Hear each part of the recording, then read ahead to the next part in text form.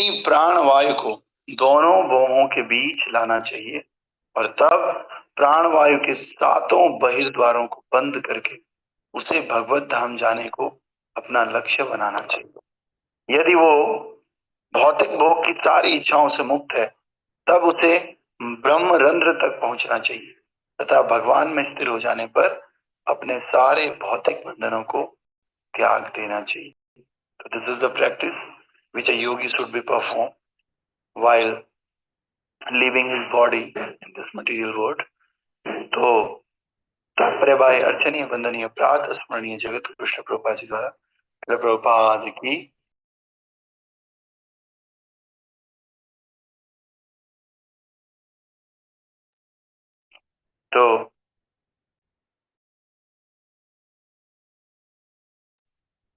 तो यहाँ पर सारे भौतिक बंधनों को त्यागने और अपने घर भगवान के धाम वापस जाने की विधि की संस्तुति की गई। इसकी शर्त ये है कि मनुष्य को पहले भौतिक भोग की इच्छा से पूरी तरह मुक्त हो जाना चाहिए। ये बात तो क्लियर है और बातें समझ आए ना आए, जब तक भौतिक भोग की इच्छा खत्म नहीं है तब तक भौतिक धाम नहीं जा सकते, भगवान के धाम नहीं जा सकते। आयु तथा इंद्रिय तृप्ति की मात्रा के अनुसार भौतिक भोग की कई कोटियां। अब प्रभुपाद जी भौतिक भोग की जो है टाइप्स बता रहे हैं, कितने तरह के भौतिक भोग हो सकते हैं। प्रभुपाद बता रहे हैं कि वो आयु के अनुसार भी हो सकता है और इंद्रिय तृप्ति की मात्रा के अनुसार भी हो सकता है। तो भगवत गीता 9.20 में सबसे अधिक जीवनावधि तथा इंद्रिय भोग के सर्वोच्च धरातल का उल्लेख हुआ है। ये सारे के सारे भौतिक भोग हैं और मनुष्य को अच्छी तरह समझ लेना चाहिए, जिससे ब्रह्मलोक तक की इतनी दीर्घ आयु की आवश्यकता भी नहीं होती।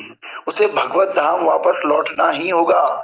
उसे अत्यधिक भौतिक सुविधाओं से आकृष्ट नहीं होना चाहिए। श्रीमद् भगवत गीता 2.47 में कहा गया है कि ऐसी भौतिक विरक्ति तभी प्राप्त की जा सकती है जब मनुष्य अपने जीवन की परम संगति से परिचित हो जाए। जब उसे पता लग जाए कि सबसे बड़ी संगति मेरी जीवन की ये है, वो तब विरक्ति प्राप्त कर सकता है। तो कोई भक्त भोगियों के साथ रह के, इंद्रिय तृप्ति करने वालों के साथ रह के विरक्त कभी नहीं हो सकता। बल्कि अगर किसी को विरक्ति चाहिए तो उसे विरक्ति वाले लोगों का संग करना चाहिए। और प्रभुपाद बता रहे हैं वही संग सबसे बड़ा संग है। परम दृष्टा निवर्तते। जब तक मनुष्य आध्यात्मिक जीवन की प्रकृति को पूरी तरह समझ नहीं लेता तब तक वह मुक्त नहीं हो सकता। निर्विशेषवादियों की एक श्रेणी द्वारा ये प्रचार करना कि आध्यात्मिक जीवन सभी प्रकार की विविधता से शून्य है, ये बहुत घातक है और जीवों को बहकाकर अधिकाधिक भौतिक भोग की ओर लेकर जाने वाला है। तो अध्यात्मवादियों की एक और कैटेगरी है जो कहते हैं सब कुछ शून्य है, इसलिए आप शराब भी पियो तो उसने भी शून्य में चले जाना है, आप बकरा मारकर खा दो उसने भी शून्य में जाना है, सब कुछ शून्य है। तो प्रभुपाद जी कह रहे हैं ऐसे ऐसे लोग तो आपको भौतिक भोग की तरफ लेकर के जाते हैं, इसीलिए ये जीवन के लिए बड़ा घातक है। एक बार को आप मत भक्ति करो चलेगा, लेकिन जो इस तरह का शून्यवाद फिलोसफी है ये तो आपको गर्त में लेकर जाएगा। जिसने नर्क नहीं भी जाना होगा वो भी नर्क जाएगा, समझ रहे? इसलिए ये लोग बहका कर जीवों को भौतिक भोग की तरफ लेकर जा रहे हैं और फलस्वरूप अल्पज्ञ लोगों को यह परमेश्वर की कोई धारणा नहीं हो पाती। वे अपने आप को ब्रह्म सिद्ध जीव कहकर भले ही मन को बहला लें, किंतु वे विभिन्न प्रकार के भौतिक भोगों से चिपके रहना चाहते हैं। ऐसे लोग जरूर बोल रहे हैं कि भाई हम तो रियलाइज हैं, अपने आप ही बोलते हैं, लेकिन कहीं ना कहीं वो भौतिक भोगों से चिपके रहना चाहते हैं। ऐसे अल्पज्ञों के पास परम की कोई अवधारणा नहीं हो सकती, जैसा कि इस श्लोक में बताया गया है। अतः वे परमेश्वर के पास नहीं पहुंचते। वो तो सुप्रीम किसी को मानते ही नहीं, वो तो सबको ही सुप्रीम मान रहे। वो कह रहे हैं आप भी सुप्रीम हो, मैं भी सुप्रीम हूँ, वो तो कह रहे हैं सब सुप्रीम है। तो फिर वो सुप्रीम तक कैसे पहुंचाएंगे? उनके लिए तो ये प्रकृति भी सुप्रीम है, सब सुप्रीम है उनके लिए। उनके लिए मैं आप ये वो सब सुप्रीम है। तो वो कहते हैं कि हम सब सुप्रीम है, बस आप थोड़ा अंदर झांक के तो देखो, अपने झांक के देखोगे तो आपको पता चलेगा जीवन के लास्ट में कि मैं ही भगवान था। मतलब कैसा भगवान होगा वो आप समझिए, जिसको जिंदगी भर पता ही नहीं चला मैं भगवान। और मरते समय उसको पता चला यार मैं तो भगवान था। तो ये तो भगवान श्री रामचंद्र भी नरलीला करते हैं, कृष्णचंद्र भी नरलीला करते हैं, चैतन्य महाप्रभु भी नरलीला करते हैं। लीला करना अलग बात है, लीला करने वाले को पता रहता है कि मैं लीला कर रहा हूँ, लेकिन मैं भगवान हूँ।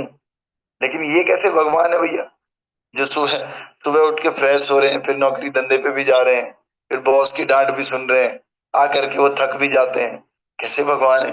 और इसके बाद भी उनको पता नहीं चल रहा कि मैं भगवान, उनको डायबिटीज भी हो जाती है ऐसे भगवान को। और ऐसे भगवान आश्रमों के लिए लड़ाई भी करते हैं, ये मेरी जमीन है, ये तेरी जमीन है। और फिर लास्ट में ये भगवान हो जाते हैं, बाप रे। पता नहीं अचानक कैसे भगवान बन जाते हैं। फिर इनको याद आता है, ओहो मैं तो भगवान था, मैं कहाँ पे डूब गया था। तो कह रहे हैं ये नर्क ले जाने वाली बात है, ये तो अपराध है। तो आगे कह रहे हैं ऐसे अल्पज्ञों के पास परम की कोई अवधारणा होती ही नहीं है ही नहीं कोई फिलोसफी। तो कैसे लेकर जाएंगे ये परम के पास, जैसा कि इस श्लोक में बताया गया है, अतएव वे परमेश्वर के पास नहीं वो खुद भी नहीं पहुंच पाते, उनके चेले भी नहीं पहुंच पाते, खुद ही नहीं पहुंच पा रहे, चेले कहाँ पहुंचे। भक्तों को आध्यात्मिक जगत, भगवान तथा वैकुंठ लोक कहलाने वाले असीम लोकों में उनकी दिव्य संगति का पूरा पूरा ज्ञान रहता है। लेकिन इसके उल्टे जो भक्त है ना, वो समझते हैं भैया मेरे घुटने में दर्द हो रहा है, उसका कारण मुझे पता नहीं है, तो मैं भगवान कैसे हो सकता हूँ। उसके लिए मैं डॉक्टर के चक्कर लगा रहा हूँ, दूसरे व्यक्ति को पूछ रहा हूँ, टेस्ट कर रहा हूँ कि भैया ये घुटने में दर्द क्यों हो रहा है। अपने घुटने का दर्द तो मेरे से संभाला नहीं जा रहा है, और मैं कह रहा हूँ भगवान हूँ, जो कि पूरे सृष्टि का संचालन कर रहे हैं। तो आप देखिए ना, कई सारे मालिक कैसे हो सकते हैं। हमने कहा कि एक कंपनी है, सारे लोग ही उसके मालिक हैं, उसमें 3,000 वर्कर काम कर रहे हैं, तो सब मालिक हैं उसके। तरुण प्रो के यहाँ जितने लोग करते हैं सब मालिक हैं। और उनको पता ही नहीं था, वहां पर एक हमारे इधर एक प्योन है, पता चला वो प्योन को पता ही नहीं था वही मालिक है बिल्डिंग का। और वही नहीं, उसके बगल वाला, जितने वहां काम कर रहे हैं, जितने सफाई कर रहे हैं, सब मालिक थे, उनको पता ही नहीं था। मालिक होने के बाद भी वो साइकिल में जा रहे थे और जा करके फिर जी हजूरी कर रहे थे मालिक की दिन भर। फिर जो असली मालिक है वो कहाँ जाएगा भैया। तो मतलब वो बेवकूफ था। तो ये सब बेकार की बातें हैं।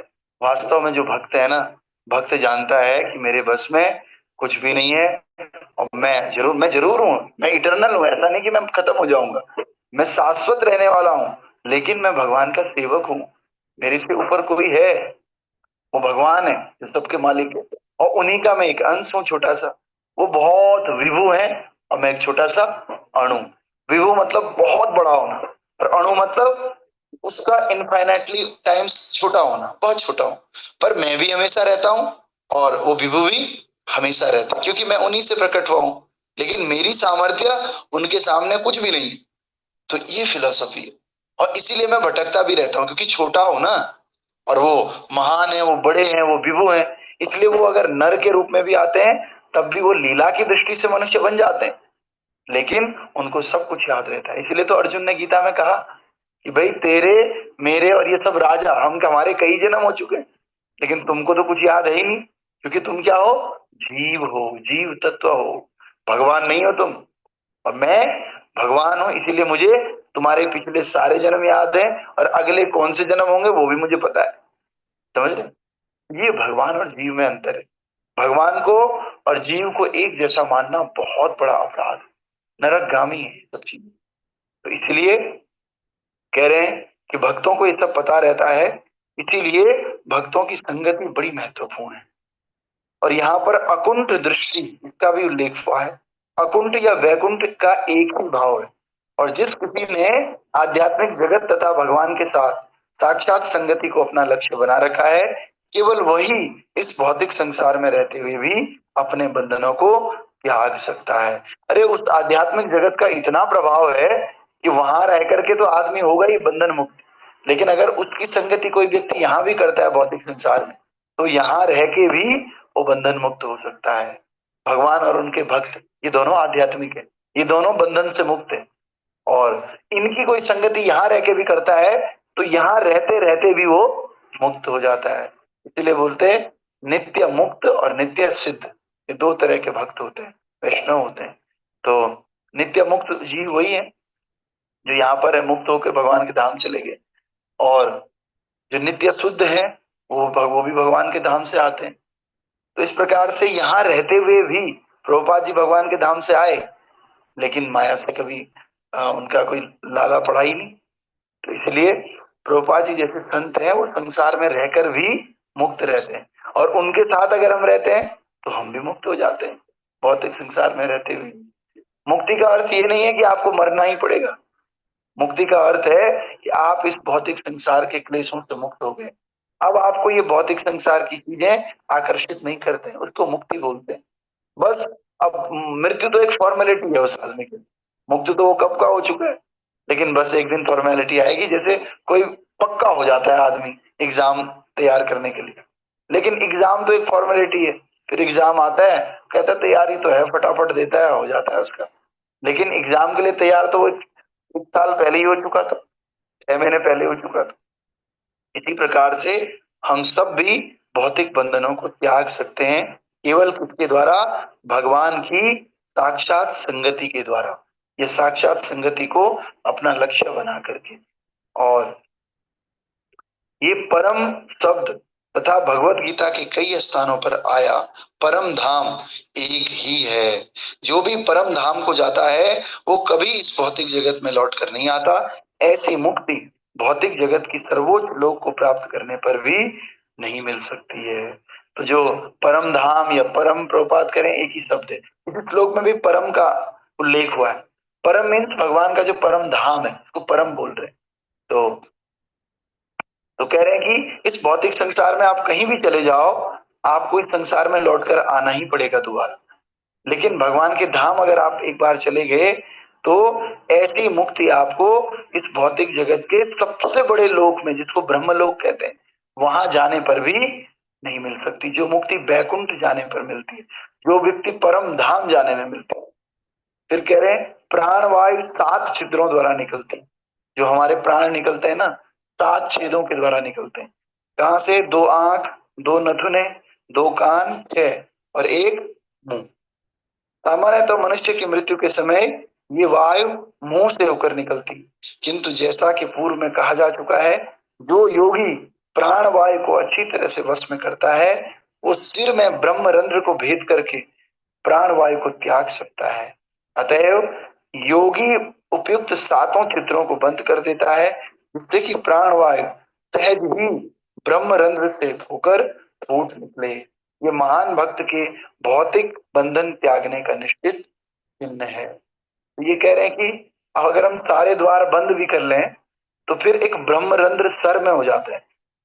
ब्रह्मरंध्र मतलब सबसे श्रेष्ठ छेद हो जाता है, और आत्मा को कहीं ना कहीं से तो निकलना ही है। तो कहां से निकलेगी? फिर सर से निकलेगी, क्योंकि सर सबसे श्रेष्ठ है। वहां पर एक रंध्र बन जाएगा, छेद। रंध्र मतलब होता है छेद, और उस छेद से आत्मा निकल जाएगी, और उससे पता चलता है ये व्यक्ति योगी है ना। तो कल हम पढ़ेंगे कि यदि योगी में अत्यधिक भौतिक भोगों की इच्छा बनी रहती है और वो अष्ट सिद्धियां भी प्राप्त करने की या बहुत सारी जगह जाने की इच्छा लगी रहती है, तो उसे मन तथा इंद्रियों को अपने साथ साथ लेकर जाना होता है। अगर इच्छाएं बनी हैं, योगी है लेकिन फिर भी इच्छाएं बनी हैं, तो फिर क्या होगा? उसको अपने साथ मन और इंद्रियों, इन दोनों को भी लेकर जाना होगा यानी कि वो अभी मुक्त नहीं हुआ। ठीक है, इस पर कल चर्चा करेंगे। आप सभी भक्तों का स्वागत, धन्यवाद। ग्रंथराज श्रीमद् भागवत महापुराण की जय। श्रील प्रभुपाद गुरु महाराज की, अनंत कोटि वैष्णव वृंद की, नामाचार्य श्री हरिदास ठाकुर की जय। दाई गौर हरि प्रेमानंदे, हरि हरि बोल।